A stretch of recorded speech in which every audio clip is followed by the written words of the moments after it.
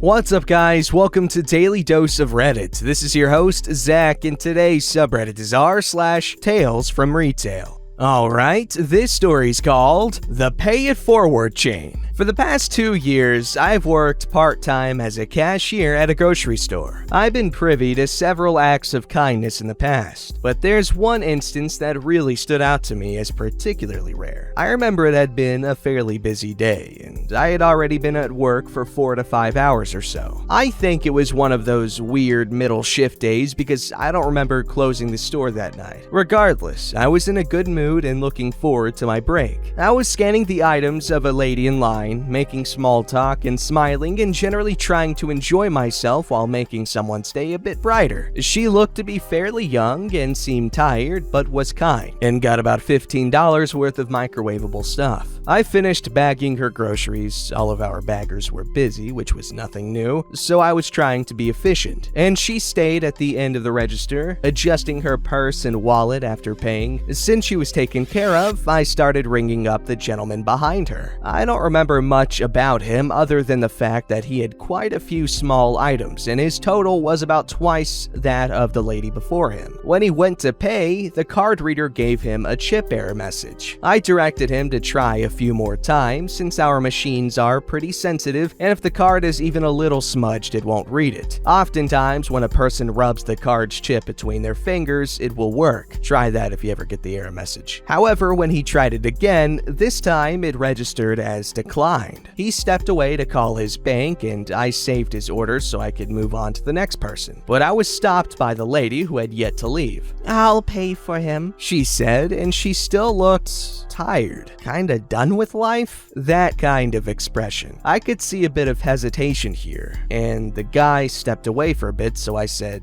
"Are you sure?" The total was about $30. Again, this was about twice what tired lady had paid for her own order. I remember that she kinda paused for a moment, but she nodded. So I recalled the saved order and she paid for his items. I bagged them up, stuck the receipt inside one of the bags, and moved on to the next person in line. Tired lady had just left the register when the guy came back with his card, and I got to tell him, "Your groceries are already paid for. The woman in front of you took care of it." I got a really weird look from this guy. Like, he looked like I told him I was keeping a tiny man in the register to organize the change, or something equally ridiculous. He looked confused. "She did?" I nodded. Confused guy turned and looked at the guy behind him, then back at me. "Well, I guess I'll pay for him then." The dude behind him was not paying attention and had only gotten a few items, so I just sorta blinked at confused guy and was like, "Alright then." I finished scanning the items and confused guy stuck his card in, which was approved. Guess he got his bank stuff worked out. About this time, distracted guy realizes that I just handed him a receipt and is about to become confused guy number 2. Before he can say anything, he's told, "The lady ahead of me paid for mine, so I'm just passing it on. Have a nice day." I'm just sort of standing there at this point, waiting to see what would happen next. Distracted guy thanked confused guy and looked me dead in the eye and stated, "Well, I'm paying for hers then." This literally repeated 3 times down the line and only stopped because no one else entered the queue. The last woman who had her groceries paid for by the person in front of her was a mom of 2 kids, and she was floored when the guy paid her $60 bill. She flipped when I told her she was the 6th person in the pay it forward chain, and I had a great time telling my coworkers about it when I went on break. I feel like there's a lot of perceived peer pressure that is the incentive to be kind, and for a few of them, I certainly felt that vibe. But overall, it was just people paying it forward, and it was pretty cool. So thanks, tired lady. I hope you had a nice day after that because you made a bigger impact than you realized. Well, that just sounds like socialism to me. You pay for your own groceries if you love America. I'm joking, guys. You guys can pay for your groceries, everyone else's groceries, and not your own. Whatever you do with your money is up to you, and that's beautiful. So, tired lady, you're a good person, probably because you just wanted to get the day over with. Regardless, someone got something good out of it. Alright, this story's called Lady Complains After She Did Exactly What I Told Her Not to Do. I work for a local farmer here in Germany. in the summer at a strawberry field where you can pick the strawberries yourself for a lower price. This story happened at the beginning of the strawberry season, and I was just reminded by a friend of mine, so I thought I could post it here. It's the second day we have opened the field, and since it was rather early in the season, the strawberries sat under large, roughly 300-meter long tunnels. Think basic greenhouse with open ends. On the first day, we had opened the first two, but they were picked nearly empty, so on this day, we opened the next two. It's roughly 1 hour after we opened, so the fields were well populated. Up comes this stage lady with an Eastern European accent. A wonderful good morning, in my friendly retail voice. How much? Thinking to myself, this will be pleasant. It's not like the price is hanging on a red paper between us in the middle of her field of view, just centimeters next to my face. €4.50 a kilogram, $3.90 a kilogram at 5 kilograms and above. That's expensive. Whatever, just give me a bowl. We sell small containers if you don't bring your own. Sure, I'll wait in and give you a number. I'll be back later. Please go into the 3 or 4 tunnel. Have fun. But I can't go in this tunnel. Pointing at the first one right beside the small stand I sit in. I'm sorry, this one was completely emptied yesterday. The 2 open ones are just open, so you will have no problem filling your bowl. But can't I just go into this one? There are only strawberries left that aren't quite ripe yet. It's pretty early, and these strawberries need a few days to get fully ripe again. Can't I just look? I'm starting to get annoyed, but still rather friendly. Customer is king. I'm sorry, they won't taste well and need a few more days. But I can see red ones. I was here yesterday, and the last customers had really bright ones. Please go down 20 meters to the open tunnels. This keeps going on for like 3 more minutes until she finally lets me take care of the next customer in line that's already waiting and is starting to get annoyed. While I take care of the next, pretty cheerful customer, I look after the lady and she is standing at the second closed tunnel and looks over her shoulder, sees that I'm looking at her, and proceeds to go to the third tunnel. Finally, roughly 20 minutes later, the Polish-Russian lady comes back through the first tunnel, ducks under the red and white band we have to close up the tunnels. I guess she got into the third one, ran right through it without picking a single strawberry, going out the other end to start at the back of the first tunnel just to be greeted by, surprise, surprise, a completely empty field. Slams the paper bowl onto my table with 3 nearly white berries in it and destroying it in the process, and starts ranting at me. This is unacceptable. You ask ridiculous prices, are rude, and don't even have any strawberries on your field. I've come here from next city district only to waste my time. I will complain to my friends about this. That is so not Polish or Russian or whatever. Then she storms off, shoving the exact same lady that had to wait for her to the side, nearly knocking the 2 full bowls of something like 6 or 7 kilograms of strawberries out of her hands. Damn. I stood there, pretty struck by what just happened. At least I had something to laugh at with a nice woman that nearly got knocked over. That strawberry field sounds really, really pretty to like hang out at and pick strawberries from. However, I know it's not the same country, but I watched Midsummer, and y'all Europeans be doing some weird stuff in the middle of summer. Midsummer.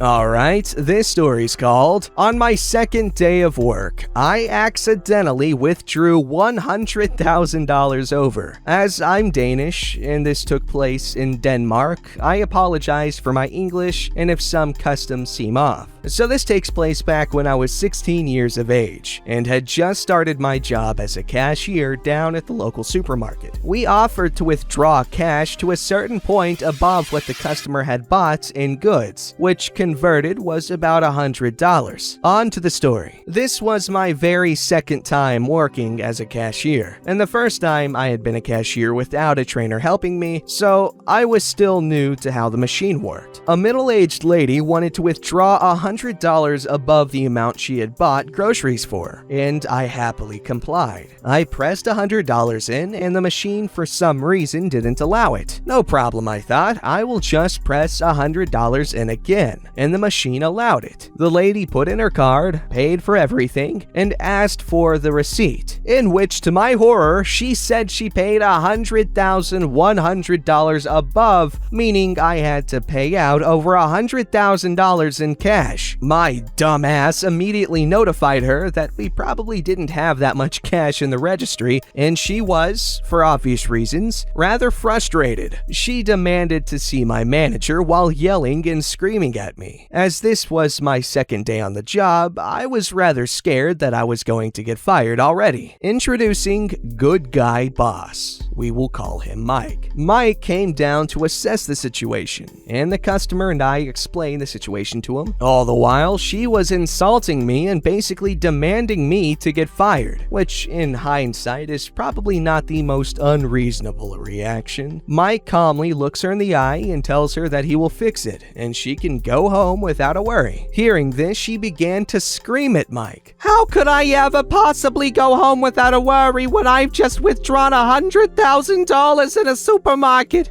Are you stupid or something?" This very clearly annoyed Mike, and he immediately replied, Yes, because I know how banks work. Now go home. He was doing his very best to not start a yelling competition with the customer. She begrudgingly, after some more arguing, went on her merry way home. At the end of my shift, I was called in by Mike to his office, where I was absolutely certain I was going to get the boot. What actually happened ended up being one of my fondest memories from retail. Basically, he immediately told me that it was not my fault, and it was her own fault that she had paid the $100,000, as she could see on the screen the amount that was going to be paid. After that, we spent a solid 10 to 15 minutes laughing about how red her face had been and the whole situation. I was also informed that the bank had straight up just not allowed the transaction, and it had been fixed within an hour or so of the incident. I didn't end up getting fired and ended up working there for a few additional years, but I will never forget the day in which I withdrew $100,000 in a supermarket and how amazing a boss I had at the time. Okay, I'm having trouble understanding this whole withdraw thing, and if one of you guys that are less stupid than I am,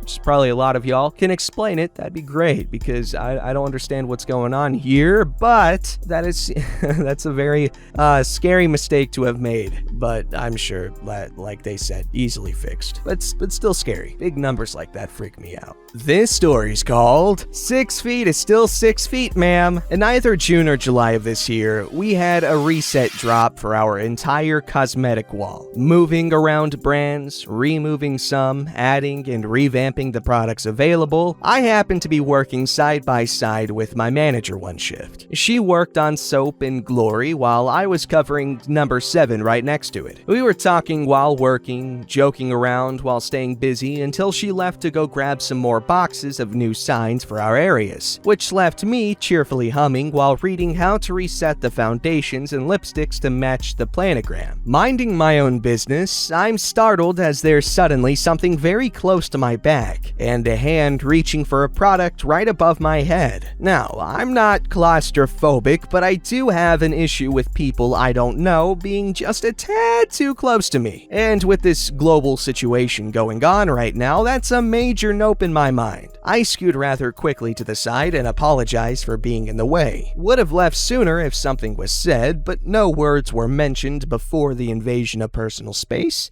I took note that it was a husband and wife duo. The wife was the one extremely close to me, the husband was a few feet away. Possibly the only one who took notice that there was a pandemic. "Oh, that's alright, you can go back to working, I'll only be a moment." "No, it's okay, I can wait. Gotta keep up the safety precautions." I'm standing on the other side of a 3-foot cart with shelves on it, just to pull it out from her, seeing as how I like to have carts resting against me for easy access, and she's still standing where I was sitting. Lady rolls her eyes and makes a muffled scoff. "We're both wearing masks, it's fine." She's getting mad. We may both be wearing one, but I'm wearing mine correctly. Hers is only covering the mouth and not the nose. I don't care if both of us were safe. 1, it's a public space, there are other people around. 2, I've got elderly at home and one with a weak immune system. I ain't taking risks. And 3, instead of looking for the product she wanted, she's instead just standing there staring at me and deciding to do this, still in the customer service voice. That's still quite alright, take your time. I need to go grab a tool anyways, so that will make this easier. I really didn't, but needed to do something instead of standing there just staring. So I started walking towards the stockroom, and lo and behold, a Karen suddenly emerges. I can't believe the nerve of some people. I'm not contagious. Just because of these damn policies doesn't give people the right to act like I have the plague. And that was what I heard walking away. Stood in the stockroom for a minute to make it seem like I was searching and grabbed a flathead screwdriver on my way out. Manager was back and working on the shelves again. Lady wasn't in the spot anymore, so I crouched down and went back to work. You think that would be the end of it though. Ha!